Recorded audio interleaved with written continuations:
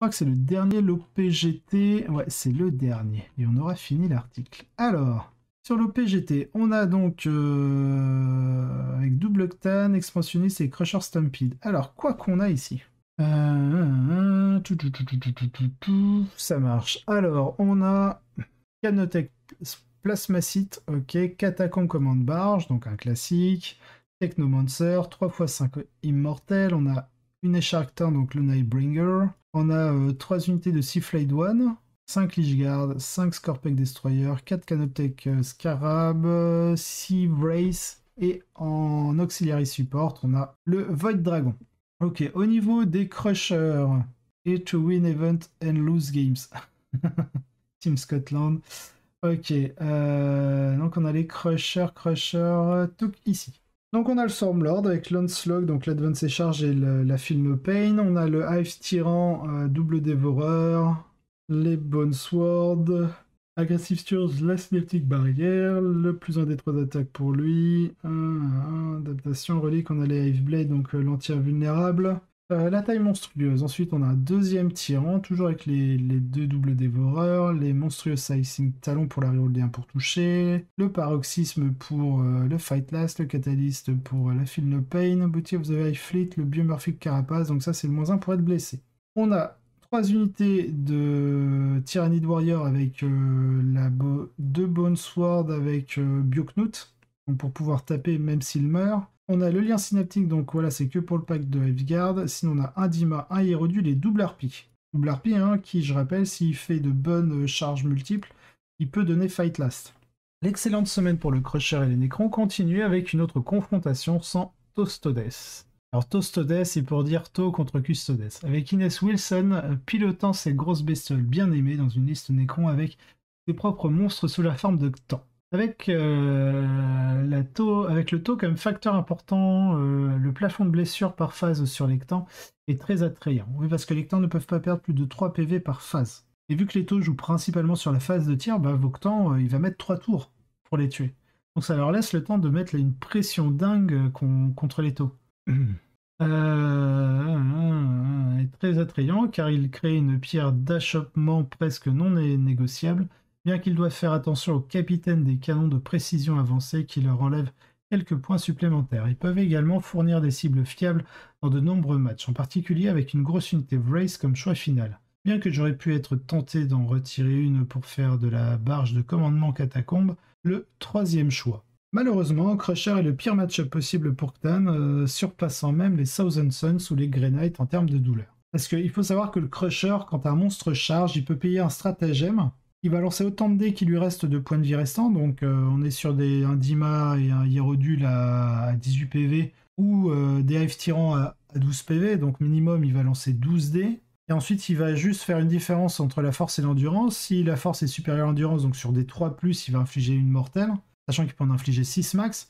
Donc en fait ça permet aux tyrannies de faire, sur un Cthulhu, de faire les 3 blessures à la phase de tir, 3 blessures à la phase de charge via les mortels, et ensuite 3 blessures à la phase de combat. Et vu que le Cthulhu ne peut perdre que 3 PV par phase, donc il y a tir, charge, combat. Et potentiellement s'il a envie de smite à la phase de psychique. Donc en gros le tyrannide peut jouer sur 4 phases afin de descendre les Cthulhu. Je bois un coup. Ok. Car en combinaison avec les Hiveguard et un Dimacaron, il est presque certain que les tyrannides peuvent faire un round avec le Nightbringer, et après cela, il n'y a aucune menace qui puisse faire assez de dégâts pour empêcher le Crusher de les faire rouler hors de la table.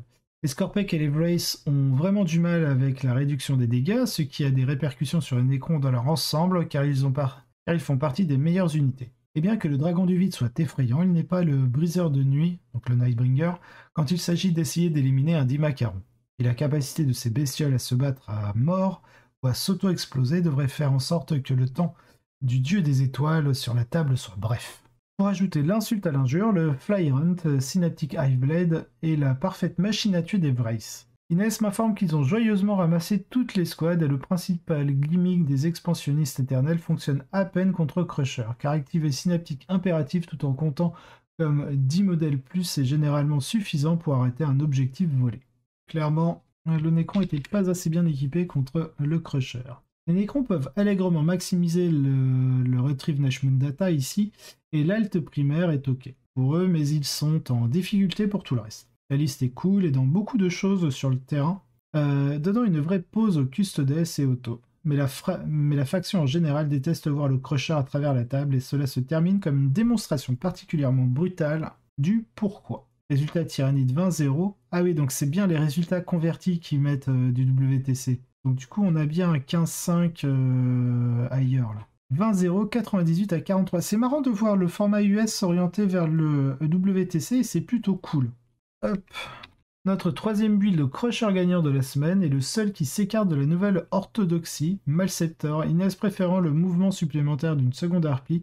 Pour être honnête, cela a beaucoup de sens dans un système 20-0 car compter sur une durabilité renforcée par le Malceptor pour vous aider à traverser les matchs difficiles présente un énorme risque d'échec qui pourrait se traduire par une grosse perte qui mettrait fin à vos chances de terminer en tête. Les harpies, quant à elles, permettent de mettre la pression lorsque vous êtes en tête et de jouer des manigances objectives pour sauver des points lorsque ce n'est pas le cas, ce qui les rend particulièrement intéressants dans ce format. Inès est également venue à bout des Farsight Enclave de Brian, son dauphin, pour atteindre la première place, ce qui prouve que ce build peut également faire face à la puissance brute. Et donc on a 3 autres joueurs dans ce tournoi en 5 victoires, 1 défaite. On a Brian Sale, donc de l'Empirto, en monde allié Farsight, avec une équipe de Crisis en fusion plus Flammeur. 9 gardes du corps Crisis en CIB, je vois pas ce que c'est que le... Ah si, c'est en Cyclic Ion Blaster, fusil plasma à travers 2 escouades, 3 broadside et puis des trucs pour se mettre entre vous et eux. J'aime bien comment ils résument ça, et puis des trucs. On a Aaron, donc un autre joueur taux, 7 taux, avec tous les gars spéciaux, donc Shadow Sun, Long Strike et Aunva apparaissent tous, soutenant 3 briques Crisis, donc 3 unités de Crisis, quelques broadside et un Ghost Kill. Alors, pourquoi Aunva? En fait, Aunva, même s'il est un peu plus cher qu'un éthéré classique, en fait, lui, il réussit ses invocations. En fait, de base, il fait 2 invocations et il les réussit sur 2+. Ce qui fait qu'en fait, ça vous évite de payer votre point de com pour lui mettre une relique, par rapport à un éthéré classique. C'est le seul véritable avantage d'Aunva, parce qu'il coûte un peu plus cher, ok, il a des gardes du corps, donc il est un peu plus solide en soi, et mais du coup, il bouge que de 6 pouces. Donc voilà pourquoi Aunva, c'est sûrement pour économiser ce PC pour foutre une relique ailleurs. Ensuite on a Gavin Heritage avec son admech, la cohorte de défense de l'Adeptus Mechanicus refait surface avec 15 cataphrons breachers sur le terrain soutenus par une puissante dizaine de robots castellers. Ok, wrap up.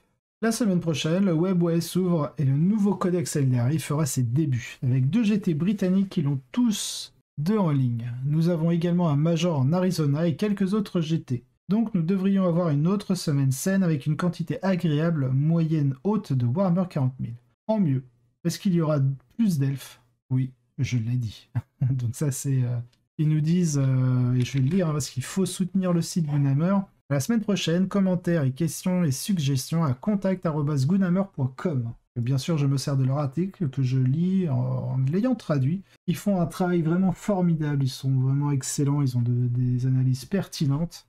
Maintenant, on va voir effectivement si on a, parce que ça c'est l'article qui date d'hier, et vu qu'ils nous ont annoncé au début qu'ils sortaient un autre article, compétitive, non, ils l'ont pas encore sorti. Ok. Donc voilà pour ce qui est des listes. Donc effectivement, le Malceptor est pas mal. On voit quand même sur le tournoi qui, sur les derniers GT, donc sur le PGT et je crois que c'est le War of the Roses, où du coup on voit que il y a certains tournois US en tout cas qui s'orientent vers un format WTC. On avait souvent l'habitude d'avoir, particulièrement jusqu'en V8, d'avoir un format très différent, où on voyait vraiment que du côté US, c'était que du format solo, il n'y avait aucun format équipe réel, en tout cas, même si ça arrivait que certains tournois fassent des tournois, un format d'équipe, en équipe de 4 ou voire de 6 grand max, jamais vraiment de 8 il me semble, donc ils étaient vraiment basés que sur le solo.